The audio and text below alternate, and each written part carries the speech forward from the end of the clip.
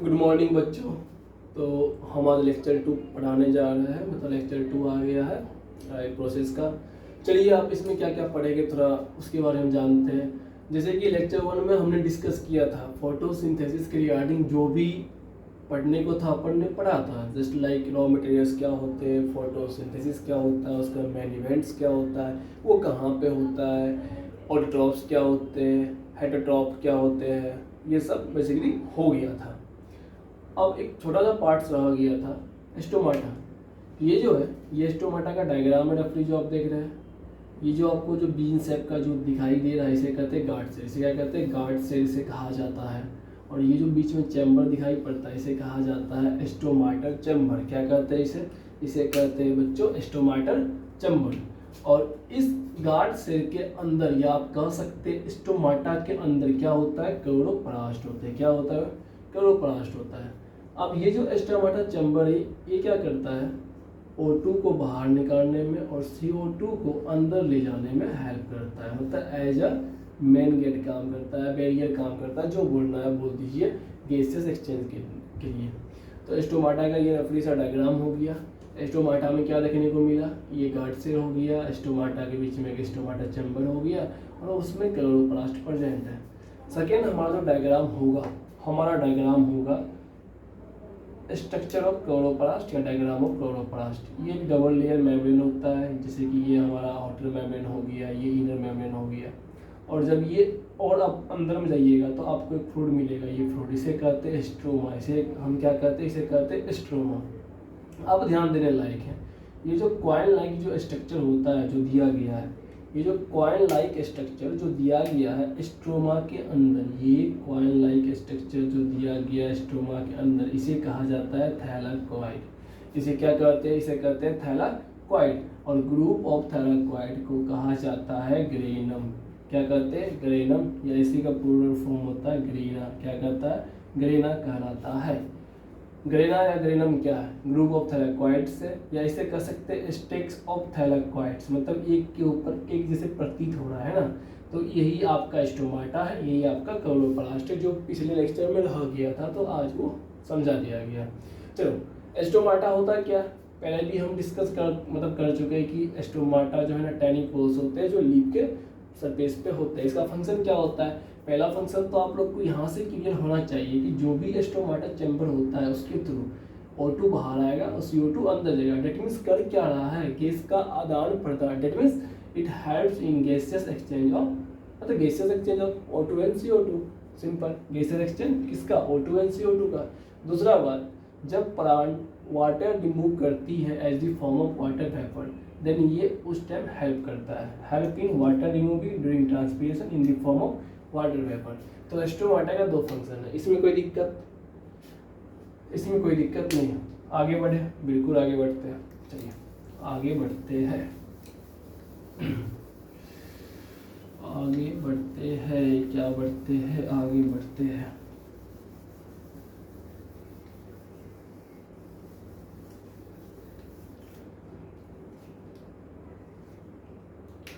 अब ध्यान दीजिएगा, ये जो हेटरोट्रॉपिक न्यूट्रिशन होता है, हेटरोट्रॉपिक न्यूट्रिशन, कौन सा न्यूट्रिशन? Heterotrophic nutrition. अच्छा, उससे ऑर्गेनिज्म जो हेटरोट्रॉपिक न्यूट्रिशन को शो करेगा वो कराएगा हमारा क्या? Heterotrophs. That means heterotrophic nutrition करने वाले सभी ऑर्गेनिज्म को क्या कहते हैं? हेटरोट्रॉप्स कहते हैं। ये मुख्यतः ये टोटल 3 टाइप्स के होते हैं, 1 2 3। फर्स्ट आपको होते हैं होलोजोइक न्यूट्रिशन। क्या होते हैं? Holozoic nutrition. फर्स्ट क्या होता है? Holozoic nutrition. फिर दूसरा आता है सेप्रोफाइटिक न्यूट्रिशन। दूसरा क्या होता है? Saprophytic nutrition. तीसरा क्या होगा? तीसरा होगा पैरासाइटिक न्यूट्रिशन। तो heterotrophic nutrition are of 3 types. First one is holozoic, then saprophytic, then parasitic. Holozoic होता है जब कोई भी ऑर्गेनिज्म सॉलिड फूड को इंटेक करे और वो इंटेक करने के बाद उसका ब्रेक डाउन करे, उसे कहते हैं होलोजोइक न्यूट्रिशन, या उस मेथड को कहा जाता है होलोजोइक न्यूट्रिशन। जैसे कि हम लोग क्या करते हैं? जो भी फूड होता है सॉलिड फूड उसे इंटेक करते हैं, देन उसका राइसन करते हैं।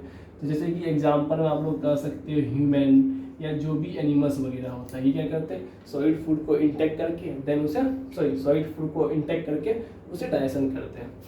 सेकेंड आता है सेप्रोफाइटिक। सेप्रोफाइटिक क्या होता है, ऐसे ऑर्गेनिज्म जो डेड और डिकेइंग मैटर को फीड करे, जैसे कि माइक्रो ऑर्गेनिज्म हो गया, फंगाई हो गया, फंगस वगैरह हो गया, ये सब क्या करते हैं, डेड और डिकेइंग मैटर जो मर गए हैं या जो सड़े हुए गले हुए जो भी आपको ऑर्गेनिज्म होते हैं उसको फीड करते हैं, उसे कहते हैं सेप्रोफाइटिक न्यूट्रिशन। एग्जाम्पल इसका होता है फंगस। एक आता है पैरासाइटिक। पैरासाइटिक क्या होता है, बेसिकली ये आप ऐसे ऑर्गेनिज्म जो किसी होस्ट के बॉडी के अंदर रहे या बाहर रहे तब जाकर अपना न्यूट्रिशन वहाँ से ऑब्टेन करे, उसे कहते हैं पैरासाइटिक न्यूट्रिशन। जैसे कि आपको कहते हैं कसकटा, क्या कहते हैं, कसकटा, या यू कैन से दैट कसकुटा, ये होता है प्लांट पैरासाइटिक। क्या होता है, प्लांट पैरासाइटिक। तो हेटेरोटॉपिक न्यूट्रिशन आर ऑफ 3 टाइप्स। पहला होता है क्या, पहला होता है आपको सिंपल होलोजिक। होलोजिक में क्या होगा, ऑर्गेनिज्म सॉलिड फूड को इंटेक करेगा देन उसका डाइजेशन करेगा। उसके बाद आता है सेप्रोफाइटिक। सेप्रोफाइटिक में क्या होगा, जो ऐसे ऑर्गेनिज्म जो डेड और डिकोइंग मैटर को फीड करेगी उसे कहते हैं सेप्रोफाइटिक न्यूट्रिशन, जैसे कि फंगस वगैरह। थर्ड आता है पैरासाइटिक। पैरासाइटिक होता है ऐसे ऑर्गेनिज्म जो किसी होस्ट के अंदर या बाहर, इनसाइड और आउटसाइड रहकर वहाँ से न्यूट्रिशन को ऑब्टेन करे, उसे कहते हैं पैरासाइटिक न्यूट्रिशन। Example Cuscuta. तो हेटेरोटॉपिक का ये 3 टाइप, मतलब हेटेरोटॉपिक न्यूट्रिशन का ये 3 टाइप्स होता है, ये आपको बेसिकली याद करना है। याद क्या करना है, समझ में आ ही गया होगा तो याद भी हो गया होगा, कोई दिक्कत नहीं। चलो अब नेक्स्ट आपको पढ़ना क्या है, सुनिएगा, बस छोटा सा एक पार्ट है। हम लोग अभी तक न्यूट्रिशन देखे कि हेटेरोट्रॉफ्स क्या करता है। बेसिकली हेटेरोट्रॉफ्स खुद से अपना खाना नहीं बनाता है, वो प्लांट्स या एनिमल्स पे डिपेंड होता है अपने न्यूट्रिशन के लिए। हेटेरोट्रॉफ्स 3 टाइप्स के होते हैं। कौन कौन हेटेरोट्रॉफ्स होता है 3 टाइप्स का, होलोजोइक, सेप्रोफाइटिक एंड पैरासाइटिक्स। चलो अब आते हैं हम लोग nutrition in unicellular organism. Nutrition हम किस में देखने जा रहे हैं, न्यूट्रिशन हम देखने जा रहे हैं यूनिसेलुलर ऑर्गेनिज्म में। न्यूट्रिशन किस में देखेंगे, न्यूट्रिशन हम देखेंगे यूनिसेलुलर ऑर्गेनिज्म में। अच्छा अब ये बताओ यूनिसेलुलर ऑर्गेनिज्म कौन होते हैं। यूनिसेलुलर ऑर्गेनिज्म 2 ही तो चीज में होता है, एक होता है अमीबा, एक होता है पैरामेसियम। आप लोग के चैप्टर में यही चीज दिया गया, अमीबा और पैरामेसियम। क्या होता है, अमीबा और पैरामेसियम।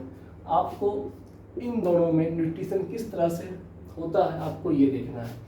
तो सिंपल सा एक बात याद कर लो, जो भी यूनिसेलुलर ऑर्गेनिज्म होता है, अमीबा हो या पैरामेसियम हो, उसमें जो न्यूट्रिशन होगा वो जनरल बॉडी सरफेस से होगा। कहाँ से होगा, जनरल बॉडी सरफेस के थ्रू होगा। जो भी अमीबा है, पैरामेसियम है, उसमें जो भी न्यूट्रिशन होगा या उसमें जो न्यूट्रिशन होगा वो जनरल बॉडी सरफेस के थ्रू होगा। अब ये कैसे होता है, अब मुझे वो देखना है, आप लोग को वो थोड़ा समझना है। और क्वेश्चन आता है अमीबा पे से, क्वेश्चन आता है, बनता है कि भैया 3 या 4 का क्वेश्चन आता है। चलो हम पढ़ते हैं अमीबा के बारे में। इतना तो सब जानते हो कि जनरल बॉडी सरफेस के थ्रू होगा, अभी बताया। अच्छा अमीबा का शेप और साइज फिक्स नहीं होता है, शेप एंड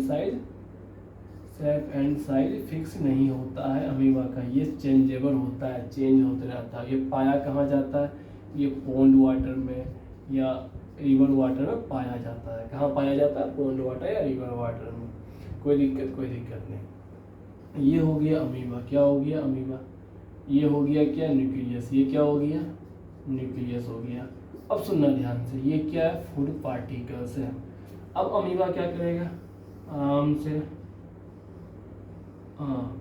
यहाँ पे गया, एक मिनट था, ये फूड पार्टिकल्स को चारों तरफ से घेरेगा। ये फर्स्ट स्टेप था, स्टेप फर्स्ट। ये क्या होगा, स्टेप सेकेंड होगा। देन ये अमीबा क्या करेगा, उस फूड पार्टिकल्स को, ये न्यूक्लियस वो अपने अंदर लाएगा, इसके चारों तरफ वैक्यूल्स को लाएगा। ये होगा स्टेप 3। एक मिनट सुनना ध्यान से, क्या क्या हुआ। अमीबा था, खाना देखा, खाना देखते के साथ क्या किया, अपने जनरल बॉडी सरफेस को आगे बढ़ाया, उसको एक्सटेंड करवाया और फूड को अपने अंदर कैप्चर किया। ये सेकेंड स्टेप में कैप्चर करने के बाद फूड के चारों तरफ एक वेसाइकल्स बना दिया। क्या बना दिया, वेसिकल्स बना दिया, या इसी को हम कहते हैं फूड वैक्यूल बना दिया। क्या बना दिया? फूड वैक्यूल बना दिया। अब जब ये फूड वैक्यूल बना दिया तो अब क्या होगा? इसके अंदर डाइजेशन होगा। किसका डाइजेशन होगा? खाना का डाइजेशन होगा। उसके बाद जो भी एब्जॉर्ब न्यूट्रिएंट्स होगा उसको एब्जॉर्ब कर लिया जाएगा थ्रू सिंपल डिफ्यूजन। देन जो भी एक्सक्रीशन करने के बाद, डाइजेशन करने के बाद जो भी एब्जॉर्ब करने लायक चीज़ होगा वो एब्जॉर्ब कर लिया जाएगा। उसके बाद जो भी फीकल मटेरियल बच जाएगा उसको जेनरल बॉडी सरफेस के थ्रू बाहर कर दिया जाएगा। ऐसे ही होता है आपका अमीबा में न्यूट्रिशन। ये एनसीईआरटी बुक में डायग्राम बहुत ही बढ़िया से दिया गया है, आप उस डायग्राम को देख लीजिएगा, यहाँ से बढ़िया हुआ समझाया गया है। बट ये इम्पोर्टेंट है, ये पूछेगा। हाँ, देखने में उतना हार्ड लगता नहीं है, नॉर्मली सही बच्चे समझ जाते हैं, बट ये आना चाहिए समझ में। हम इसका एक फ्लो चार्ट बनाते हैं। फ्लो चार्ट क्या है सुनिएगा ध्यान से। अमीबा क्या करेगा? अमीबा आपको सूडोपोडिया, सूडोपोडिया तो जानते हो। सूडोपोडिया क्या होता है? सूडोपोडिया होता है extension of cell membrane. Pseudopodia क्या होता है? सूडोपोडिया होता है एक्सटेंशन ऑफ सेल मेम्ब्रेन। जब pseudopodia extension of cell membrane होता है उसके बाद क्या होगा? फूड वैक्यूम क्या करेगा? कैप्चर करेगा, फूड को कैप्चर करेगा। फूड कैप्चर करने के बाद क्या? Formation of food vacuoles. क्या होगा? फॉर्मेशन ऑफ फूड वैक्यूल्स होगा। उसके बाद क्या होगा? Intracellular digestion. क्या होगा? Intracellular digestion. डाइजेशन करने के बाद एब्जॉर्प्शन होगा। एब्जॉर्प्शन जो होगा वो थ्रू सिंपल डिफ्यूजन होगा। किसके थ्रू होगा? सिंपल डिफ्यूजन के थ्रू होगा। उसके बाद जो भी फीकल मटेरियल बच जाएगा उसे रिमूव कर दिया जाएगा बॉडी सरफेस के थ्रू। ये एक फ्लो चार्ट आपको याद करना है कि भैया। और सूडोपोडिया क्या है? जैसे ये अमीबा हुआ, मान के चलो ये अमीबा हुआ और ये खाना हुआ, तो वो जो अपने जनरल बॉडी सरफेस को खाना को कैप्चर करने की जो एक्सटेंड करेगा उसी कहते हैं सूडोपोडिया। जस्ट लाइक ये कैप्चरिंग करने का काम किया, और ह्यूमन बींग्स में कैप्चरिंग कौन करता है? लिम्ब करते हैं, हैंड करते हैं, इसलिए इसका नाम पड़ गया सूडोपोडिया। और इसी को कहा जाता है फॉल्स लेग। इसे क्या कहा जाता है? फॉल्स लेग, क्योंकि ये कैप्चरिंग करने में काम करता है। सिंपल आपको इतना चार्ट इसमें याद करके लाना है। बताओ इसमें कोई दिक्कत? मेरे ख्याल से इसमें दिक्कत नहीं होना चाहिए। बताओ इसमें कोई दिक्कत?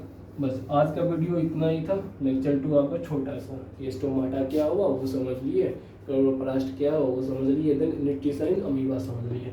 और ये इम्पोर्टेंट है, न्यूट्रिशन अमीबा कुछ बात नहीं है। खाना को अमीबा देखेगा, अपने जो बॉडी सरफेस है उसको बढ़ाएगा, सेल मेम्ब्रेन को एक्सटेंड करेगा। वही जो सेल मेम्ब्रेन जो एक्सटेंड होगा उसी क्या कहेंगे? सूडोपोडिया कहेगा, जो कि फॉल्स लेग की तरह काम करेगा। वो फूड को कैप्चरिंग करेगा। फूड कैप्चरिंग करने के बाद फूड के चारों तरफ एक बेग लाइक वेसिकल्स बन जाएगा, जिसे हम फूड वैक्यूल्स बोलेंगे। देन वहाँ पे इंट्रासेलुलर डाइजेशन होगा।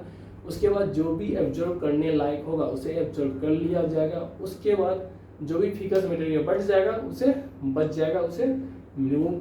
बाहर कर दिया जाएगा थ्रू जनरल बॉडी सरफेस। ये था अमीबा का केस। एक होता है पैरामेसियम।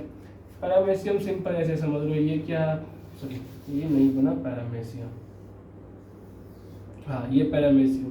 पैरामेसियम के पूरे बॉडी पे क्या होते हैं? हेयर लाइक स्ट्रक्चर होते हैं। क्या होते हैं? पैरामेसियम के पूरे बॉडी पे हेयर लाइक स्ट्रक्चर होते हैं। पैरामेसियम के पूरे बॉडी पे हेयर लाइक स्ट्रक्चर होते हैं और इसे कहा जाता है सीलिया। क्या कहा जाता है? सीलिया। ये क्या करते हैं? लोकोमोशन यानी कि मूवमेंट करने में, साथ ही साथ फूड को कैप्चरिंग करने में भी हेल्प करते हैं। ऐसे ही पैरामेसियम में न्यूट्रिशन होता है कि भैया जैसे यहाँ फूड आया, फूड को क्या किया? सीलिया अपने हेल्प से फूड को अंदर लाया। अंदर लाने के बाद फूड का क्या हुआ? डाइजेशन हुआ, एब्जॉर्प्शन हुआ। जो भी एक्सक्रीटा बच गया उसे सीलिया के थ्रू बाहर निकल गया। ऐसे ही होता है पैरामेसियम में भी। सिंपल यानी कि अमीबा पैरामेसियम में जो भी डाइजेशन होता है वो जेमिनल बॉडी सरफेस के थ्रू होता है। अमीबा में एक्सटेंशन हो जाता है सेल मेम्ब्रेन का, तो उसे सूडोपोडिया कहते हैं। और यहाँ पे हेयर लाइक स्ट्रक्चर प्रेजेंट होता है that helps in movement, locomotion and capturing the food particles and it is called cilia. चलो आज का वीडियो इतना ही, बाकी नेक्स्ट क्लास में न्यूट्रिशन पढ़ेंगे और ह्यूमन बींग्स में न्यूट्रिशन किस तरह से होता है उसे एक बढ़िया से हम लोग पढ़ेंगे। हो सकता है आज का वीडियो थोड़ा मेरे मुताबिक थोड़ा सा कम गया है, क्योंकि तबीयत बहुत ही भयंकर खराब था मेरा, थोड़ा आवाज़ भी प्रॉब्लम है, बोलने में ज़्यादा हो नहीं पा रहा है। तो कोशिश करेंगे थर्ड लेक्चर इससे बढ़िया देने का। ये लेक्चर थोड़ा मुझे ऐसा लगा कि थोड़ा अप डाउन हो गया है लेक्चर, कोई बात नहीं। बाकी वीडियो अच्छा लगे तो चैनल को सब्सक्राइब करिए एंड वीडियो को लाइक कीजिए। जय हिंद।